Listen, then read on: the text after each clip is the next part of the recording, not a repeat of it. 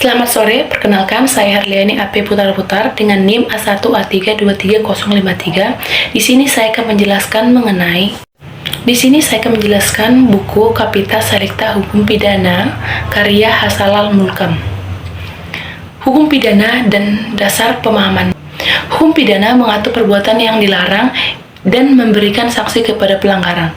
Tujuannya adalah melindungi masyarakat, negara, dan individu dari perbuatan yang merugikan. Hukum pidana Indonesia masih banyak memakai KUHP warisan Belanda. Yang kedua itu sistem pidana di Indonesia. Penulis membahas bagaimana cara negara menjatuhkan pidana. Di sini menjelaskan 3 teori utama. Yang pertama itu teori absolut. Hukum dijatuhkan sebagai balasan. Yang kedua itu teori relatif. Hukum dijatuhkan sebagai pencegahan agar kejahatan tidak terulang. Yang ketiga itu teori gabungan, menggabungkan pembalasan dan pencegahan. Penulis menegaskan bahwa pemidanaan tidak hanya menghukum pelaku, tetapi harus diarahkan untuk menjaga ketertiban masyarakat.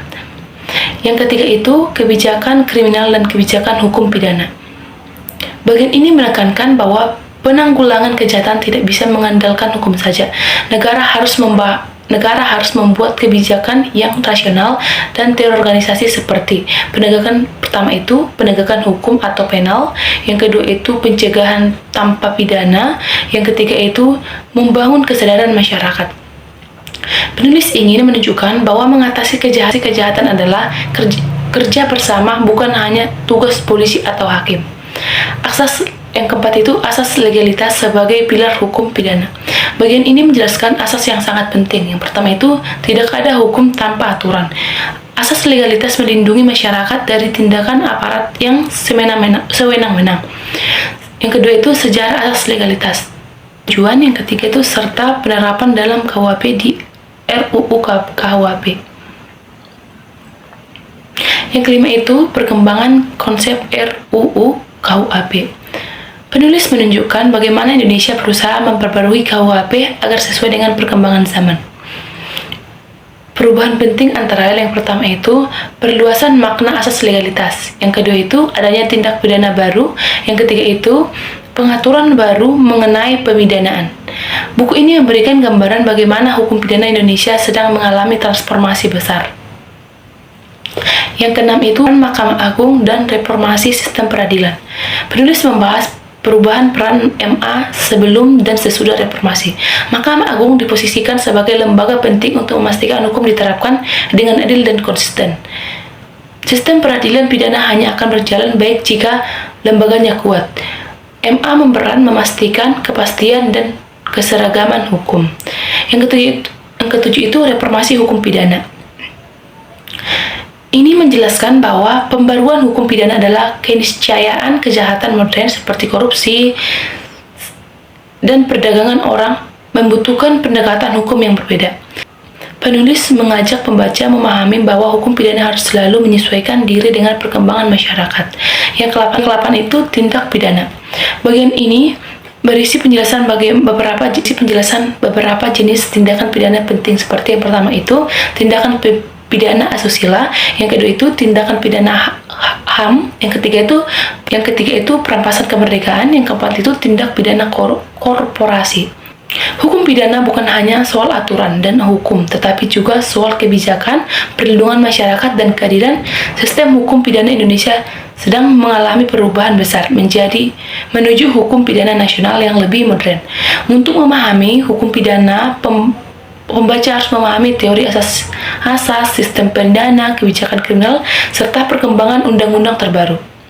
Yang kedua itu saya akan membahas mengenai jurnal hukum atau sanksi pidana adat dalam pembaruan hukum pidana nasional. Karya Nyoman Serikat Putrajaya. Jurnal ini membahas bagaimana hukum pidana adat yang selama ini hidup dan dipraktikkan di masyarakat ditempatkan kembali dalam sistem hukum pidana nasional, khususnya dalam pembahasan RUU KUHP. Penulis ingin menunjukkan bahwa hukum adat bukan hanya sekedar tradisi lokal, tetapi juga dapat menjadi sumber hukum yang sah dalam penegakan pidana di Indonesia. Pembangunan hukum di Indonesia tidak bisa dilepaskan dari kondisi masyarakat Indonesia sendiri. Karena bangsa ini dibangun atas dasar Pancasila, maka hukum harus mencerminkan nilai-nilai hidup masyarakat, termasuk hukum adat yang sudah jauh sebelum hukum kolonial diperlakukan. Penataan hukum nasional tidak boleh hanya berfokus pada pembaruan hukum tertulis, tetapi harus mengakui nilai-nilai sosial yang hidup seperti hukum adat dan hukum agama. Inilah mengapa pembaruan KUHP harus memasukkan hukum adat agar lebih mencerminkan identitas bangsa. Pembaruan hukum pidana Indonesia dengan pendekatan yang lebih indigenous, yaitu berbasis nilai lokal. Tulis melihat hukum pidana adat sebagai model sosial yang penting untuk membentuk sistem hukum yang lebih adil dan konsisten. Hukum pidana nasional tidak mengatur hukum adat secara eksplisit. Praktiknya hukum adat tetap diterapkan di beberapa daerah tertentu sebelum kemerdekaan dan awal-awal masa Republik. Legalitas hukum pidana adat secara formal diperkuat melalui yang pertama itu UU Nomor 1 Tahun 1991 memberikan ruang bagi hakim untuk menggunakan hukum adat khususnya ketika KUHP tidak menyediakan pengaturan. Yang kedua itu Undang-Undang Pasal 18B Ayat 2. Negara mengakui masyarakat hukum adat dan hak-haknya. Yang ketiga itu UU Kekuasaan Kehakiman 2009. Hakim wajib menggali nilai hukum yang hidup di masyarakat. Yang keempat itu putusan MA. Beberapa putusan MA menegaskan bahwa sanksi adat dapat menggugurkan penuntutan pidana negara bila sudah dijalankan. Landasan hukum pidana adat bukan hanya norma moral atau kebiasaan, tetapi juga sudah sah secara yuridis. Hal ini memberikan dasar hukum bagi hukum adat untuk masuk secara formal dalam RUU KUHP.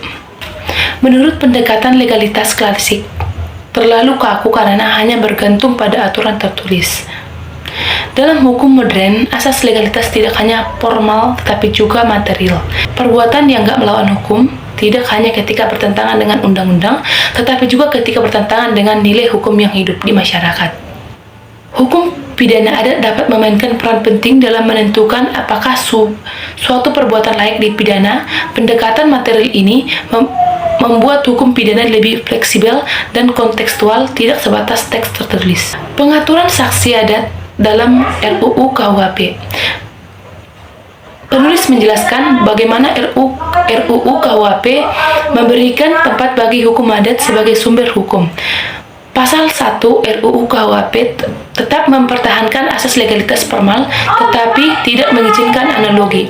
Pasal 2 RUU KUHP membuka pintu bagi hukum yang hidup dalam masyarakat. Artinya, walaupun perbuatan tidak ada dalam undang-undang, seseorang bisa dipidana jika perbuatan yang dianggap melawan hukum adat dan nilai keadilan masyarakat. Syarat hukum adat dapat berlaku: 1. Tidak bertentangan dengan Pancasila. Yang kedua itu tidak bertentangan dengan HAM. Yang ketiga itu sesuai prinsip hukum umum internasional. Pasal 102 dan pasal 775 RUU KUHP, sanksi adat tidak hanya menjadi pidana tambahan tetapi bisa menjadi pidana pokok apabila tindak pidana berasal dari pelanggaran adat. Jika sanksi adat tidak dijalankan, dapat diganti dengan pidana sosial, pengawasan atau penjara.